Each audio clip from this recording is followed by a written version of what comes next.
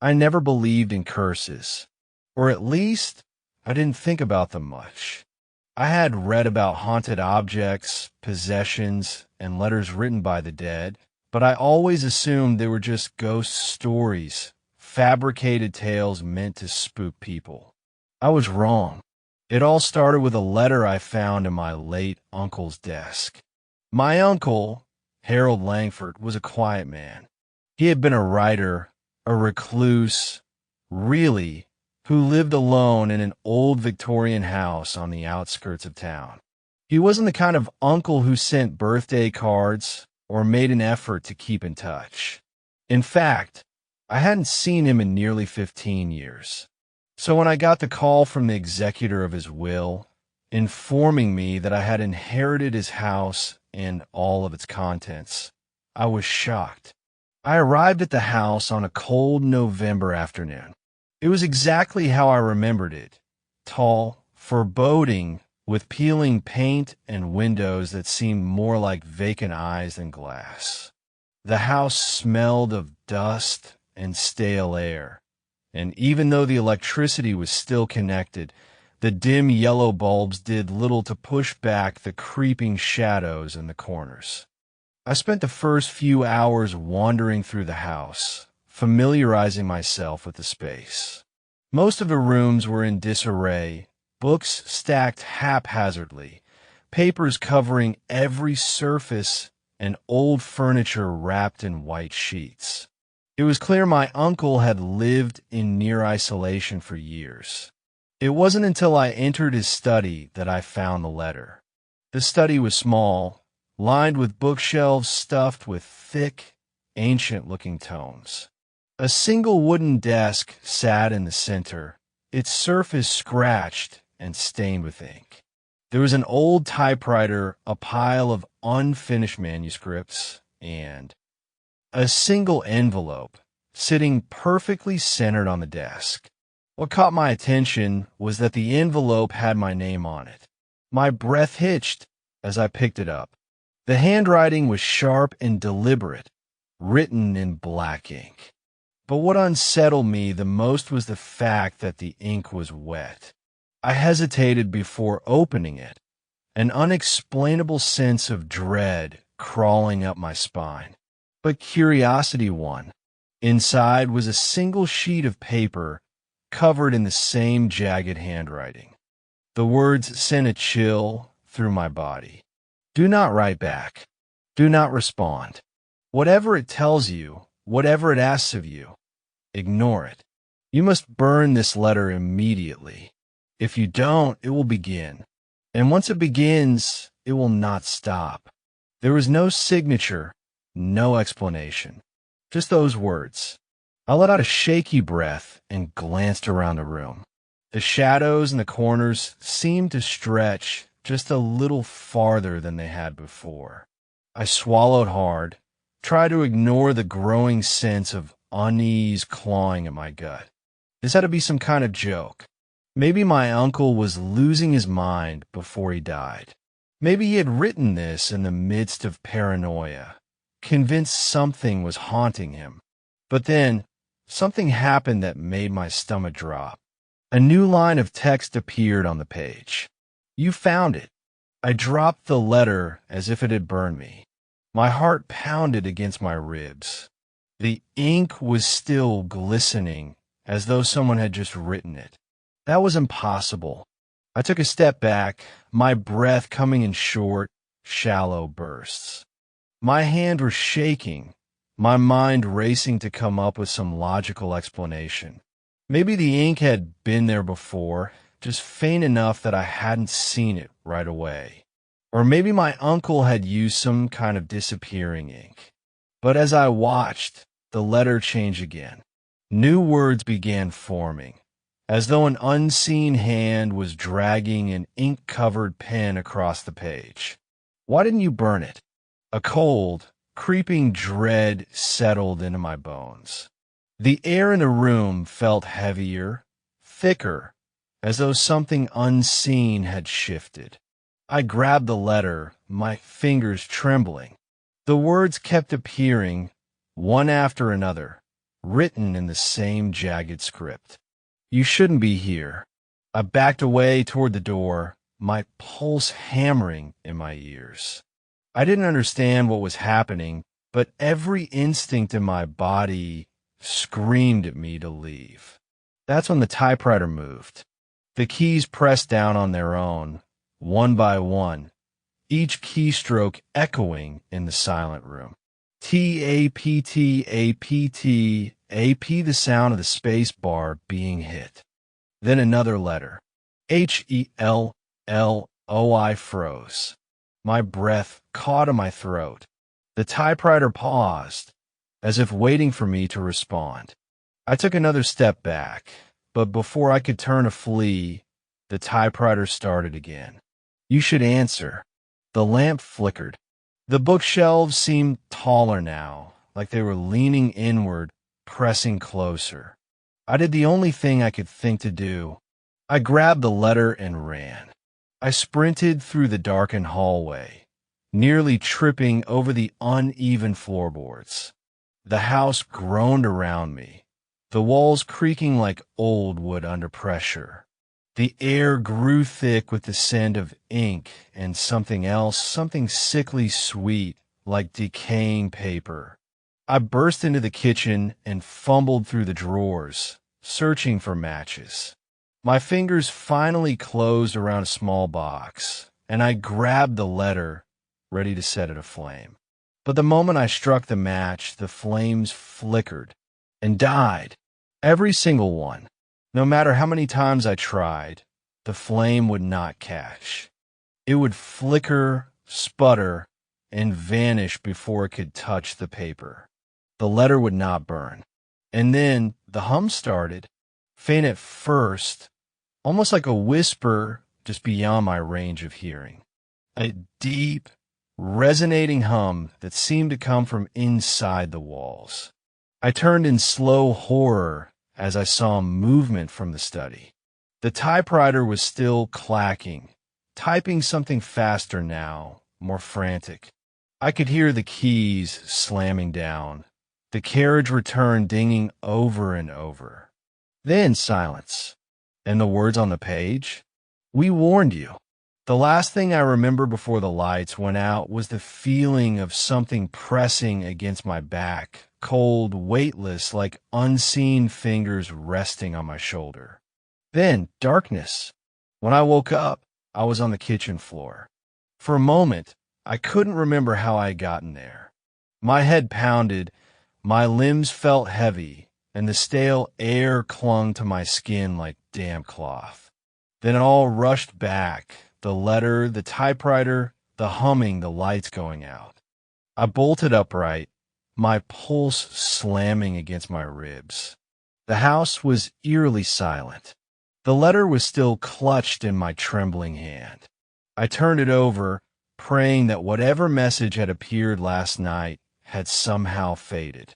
But no, we warned you. The ink looked fresh, glistening as if it had just been written. A sharp knock echoed through the house. I flinched so hard I nearly dropped the letter. The knock came again, this time from the front door. I hesitated, my entire body still tense from whatever had happened the night before. But after a moment, logic forced its way through the haze of fear. Someone was outside. Someone real. Someone human. Maybe I could explain all of this. Maybe I wasn't losing my mind. I stood, brushing the dust off my clothes, and made my way to the door. My fingers hovered over the knob for a second before I took a deep breath and pulled it open. A woman stood on the porch. She was in her late 40s, with short brown hair streaked with gray and deep-set eyes that carried the weight of exhaustion. She wore a thick jacket and a scarf, her arms crossed against the chill of the morning air. "Are you Nathan Langford?" I hesitated. "Yeah. Who are you?" She exhaled, her shoulders relaxing slightly. "I'm Margaret Payne. I knew your uncle." A fresh wave of unease rippled through me. I hadn't expected anyone to show up. much less someone who claimed to know my uncle. Margaret glanced past me into the house, her brow furrowing slightly. "Can I come in?" I considered saying no, but something in her tone, the way she looked at me, made me step aside. She walked in cautiously, scanning the room like she was expecting something to leap from the shadows. "How did you know my uncle?" I asked, shutting the door behind her. She turned to face me. "I was his neighbor." "Well, as much of a neighbor as you can be when the next house is a mile down the road." I folded my arms. "You don't seem surprised he's dead." She gave a humorless laugh. "Harold told me it was coming." I frowned. "What do you mean?" She sighed, then gestured to the letter in my hand. "You found it, didn't you?" My blood ran cold. She knew. I slowly nodded. Margaret exhaled sharply and rubbed her temples. "I told him to get rid of it. Years ago. But he wouldn't listen." I swallowed hard, my grip on the letter tightening. "What is this?" She gave me a long, tired look. "A trap." I felt my stomach drop. Margaret moved to the kitchen table and sat down, motioning for me to do the same. I hesitated before joining her, my nerves buzzing. She took a deep breath, then spoke. "Your uncle. He was a writer, but not just fiction. He collected stories, old stories, myths, cursed objects, things that shouldn't exist. And she paused, glancing at the letter again. He found this." I licked my lips, my throat dry. "He found it where?" Margaret hesitated. "That's the thing. No one knows where it comes from. It just appears." A chill swept through me. She continued, her voice quieter now. "It writes to you, talks to you. It learns about you. And the more you interact with it, the stronger it gets." I wanted to argue, to call her crazy, but I couldn't, because I had seen it. The typewriter, I whispered. It typed on its own. Margaret's face paled. "It's already started." I felt sick. I tried to burn it. It wouldn't catch. She nodded grimly. "It won't. Not yet." The room felt colder now. The shadows in the corners seemed deeper, darker. I cleared my throat, trying to keep my voice steady. "So what do I do?" Margaret hesitated. Then she pulled something from her jacket pocket and placed it on the table. "A lighter." "You keep trying," she said. I frowned. "But you just said—" "I said it won't burn yet," she interrupted. "But it will if you follow the rules." I swallowed hard. "What rules?" Margaret exhaled. "Harold never told me all of them, but he said there were 3 he knew for sure." She held up a finger. 1, never respond to the letter. Never write back, no matter what it asks. A second finger. 2, do not read out loud. Ever. A third. 3, if it starts writing on its own, do not look away until it stops. If you do, it will know. A sharp chill ran down my spine. And if I break a rule, Margaret met my eyes. Then it becomes you. My skin crawled. I thought of my uncle, alone in this house, surrounded by books and unfinished manuscripts. I thought of the letter, the way it had changed before my eyes. I thought of the typewriter clacking in the dark. A horrible realization dawned on me. My uncle. I whispered. He didn't die naturally, did he? Margaret shook her head. My mouth went dry. Then what happened? She hesitated. And then, from the study, a single sharp keystroke. T-A-P, I whipped my head toward the hallway. The study door was still open, the typewriter motionless. But I knew I had heard it. Margaret's face drained of color. "We need to burn it," she said. "Now." I didn't argue. I grabbed the letter and the lighter and followed her outside, my hands trembling. The air felt thick, charged with something unseen. We reached the backyard, where Margaret knelt and cleared a patch of dirt. "Put it down," she instructed. I did. She flicked the lighter. The flame wavered in the wind. "Please work," she murmured. She touched the flame to the paper. For a second, nothing happened. Then the ink moved. I barely had time to process it before the letters twisted, rearranging themselves. "You shouldn't have brought her." Margaret recoiled, her breath hitching. "No, no, no, no." The flame flickered, then died. And from inside the house, T-A-P-T, A-P-T, A-P, the typewriter was typing. Fast. Margaret grabbed my arm, her fingers digging into my skin. "You need to listen to me," she whispered. "Whatever happens, whatever it says, do not answer it."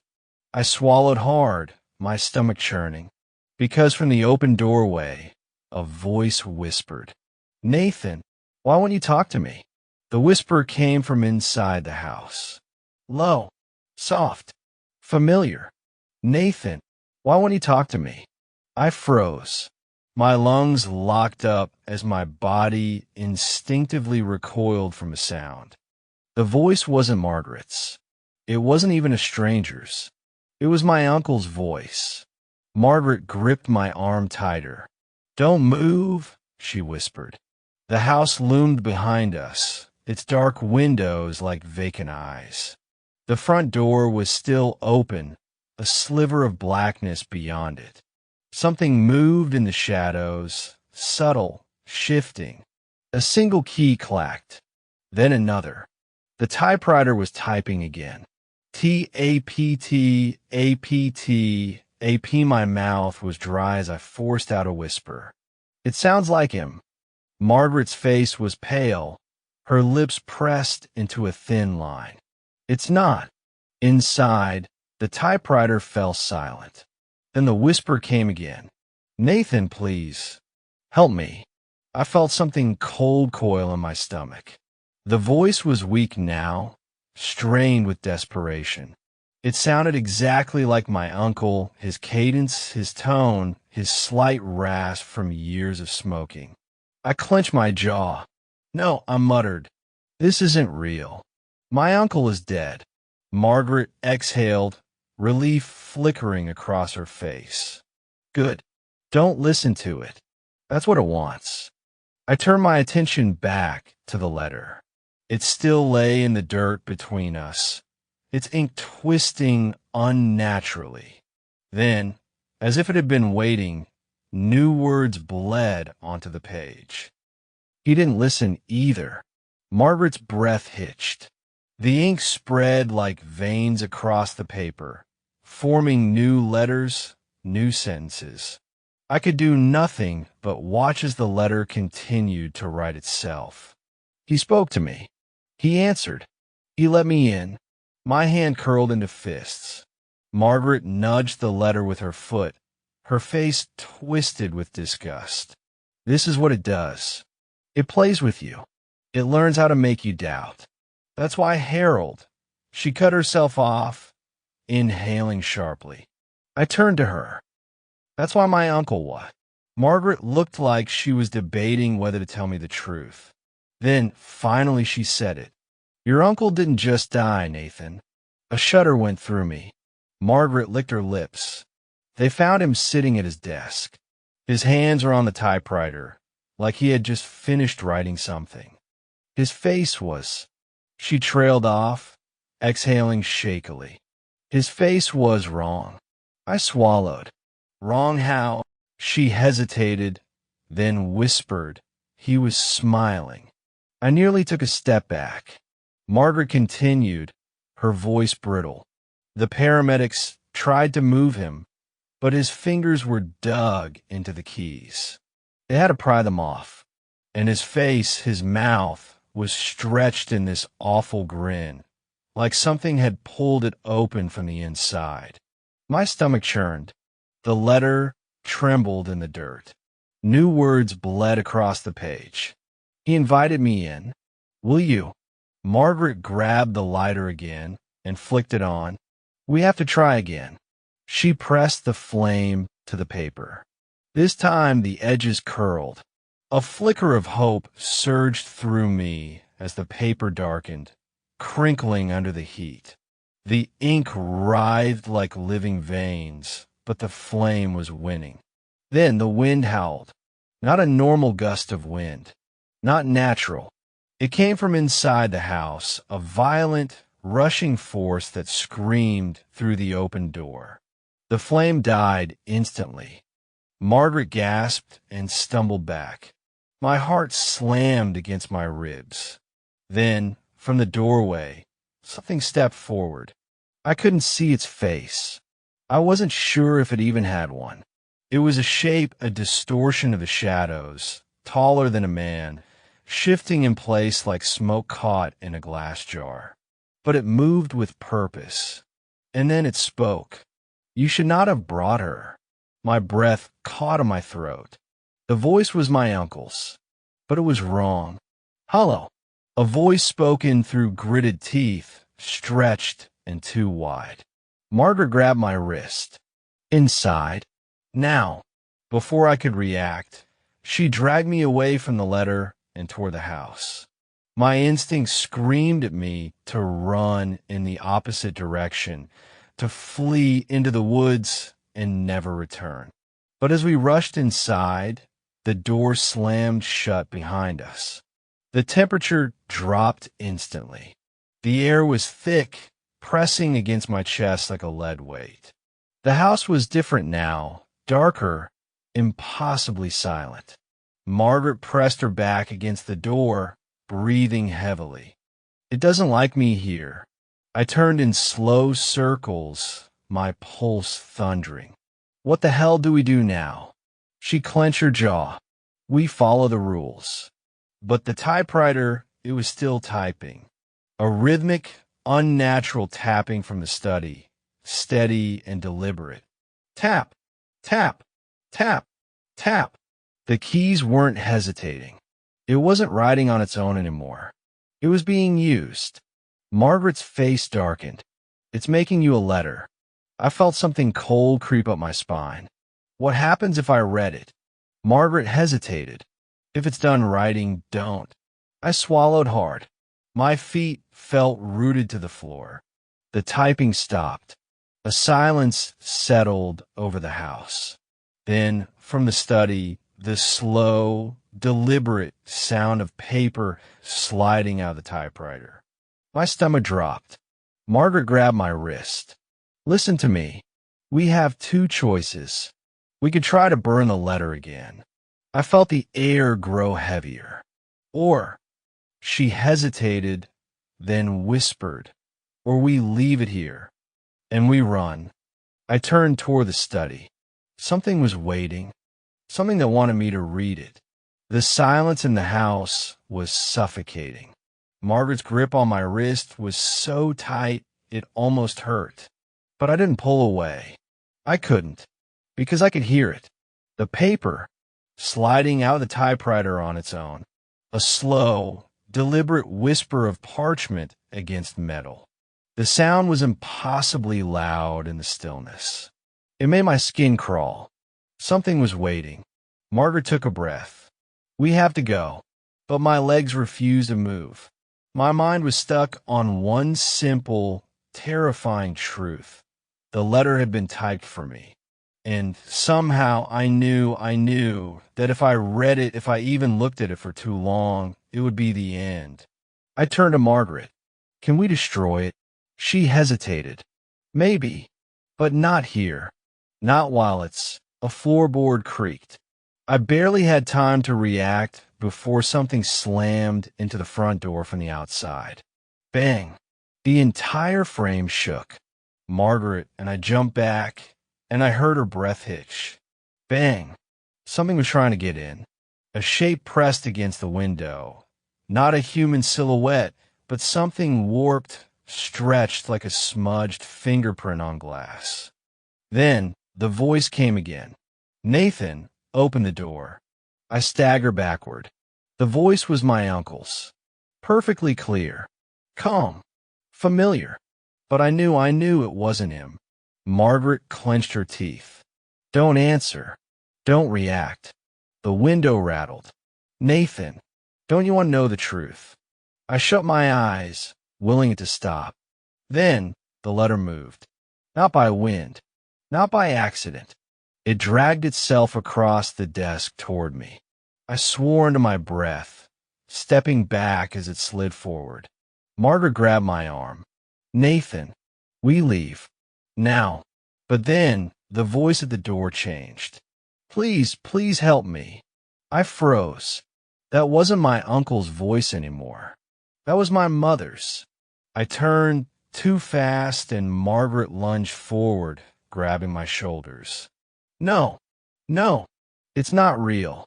The thing at the door scratched the wood. The window groaned under its weight. My mother's voice was shaking now, full of pain. Nathan, why are you letting it hurt me?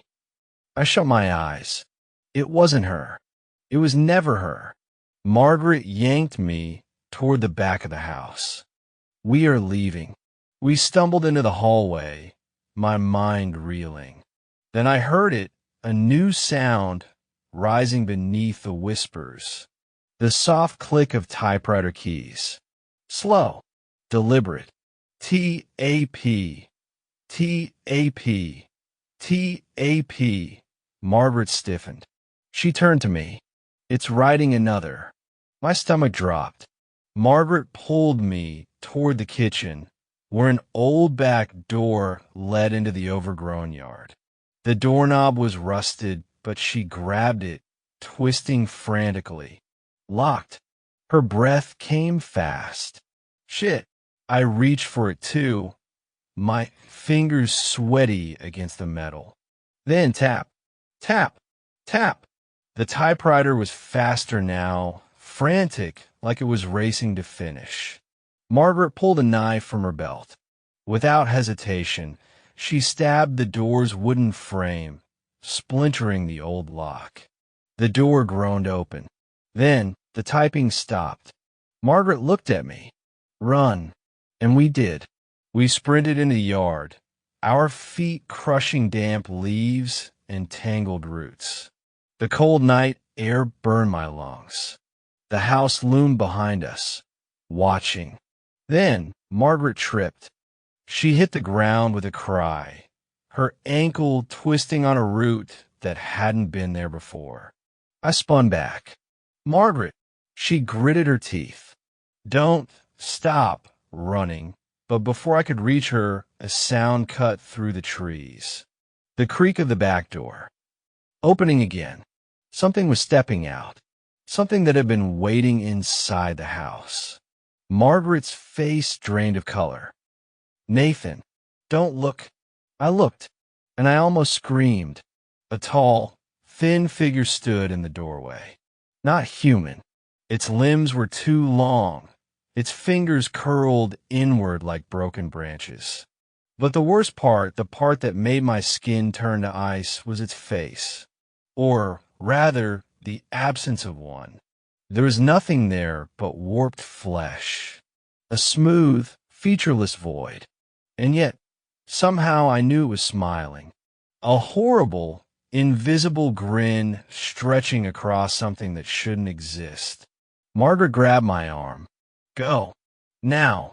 I hauled her up, half dragging her toward the trees. Our breath came in ragged gasps as we stumbled deeper into the forest. The thing behind us didn't run. It walked, deliberate, calm. It knew we weren't fast enough. It had already won. Then I heard it, from the house. A new whisper, a voice that should be dead. Nathan, you forgot your letter. I almost turned back. Almost. But Margaret yanked me forward. And we ran. We ran until the whispers faded. Until the house was gone. We made it to the highway just before sunrise. A passing car pulled over when it saw us, dirty, bleeding, shaking. The driver, a kind old man, asked if we needed help. We didn't know what to say. Margaret left town the next day. She didn't tell me where she was going. She just left. And I I tried to move on. I tried to forget. But the thing is, I never went back for the letter. I never read it. But sometimes, late at night, I hear it. That soft, distant tapping of keys. Like it's still writing. Like it's waiting for me to answer. I never went back to the house. Never. Margaret disappeared 2 weeks later. I didn't even find out until months had passed. She had left town like she said she would. But no one knew where she went after that. No friends, no family, no paper trail. Just gone. I tried calling her, messaging, even old emails. Nothing. Her number? Disconnected. Her apartment? Abandoned. It was like she had never existed at all. And I should have left it alone. I should have accepted that whatever had happened in that house had followed her, just like it had followed my uncle, just like it had almost taken me. But then the letter arrived, hashtag the letter I found on my kitchen table. Not in the mail, not slipped under my door. Just there, sitting perfectly centered, like it had been waiting for me to come home. A single folded page. I didn't touch it. I didn't even go near it. For hours, I just sat across the room and stared at it. Because I knew the moment I opened it, the moment I read it, I'd never be the same again. But then my phone rang. A blocked number. I almost ignored it. But something made me answer. I put the phone in my ear and listened. At first, there was only silence. Then a whisper. Soft. Crooked. Almost smiling. You have to read it, Nathan. I threw the phone across the room. The call cut off immediately. I turned to the letter, and I knew I had no choice. With shaking hands, I unfolded the letter. At first, I didn't understand. There were only a few short lines typed across the page. No name, no signature, just this. The sentence must be finished. It must be read. It must be answered. You left it behind, Nathan. But the words never stop. My breath caught. I shouldn't be reading this. I should burn it. Shred it. Anything but this. But my eyes wouldn't look away. At the bottom of the page, there was one more line. It is already behind you. I froze. My blood turned to ice. I wasn't alone in the room anymore. Something breathed behind me. Slow. Deep. My knees locked. I didn't dare turn around. Then I heard the typewriter. A soft, deliberate tap. Then another. Tap. Tap. Tap. It wasn't in the house anymore. It was in my head. The last line of the letter blurred in front of my eyes. Something moved in the reflection of the window across the room. Not my reflection. Something else. Something that had been waiting for me to read the last words. And before I could stop myself, I turned. And I saw it. No one knows what happened to me after that night. Because the person writing this, it isn't me. Not really. Nathan is gone now. And the letter? It isn't finished yet. Because now I have to pass it on. And you just read it. And now it knows your name too.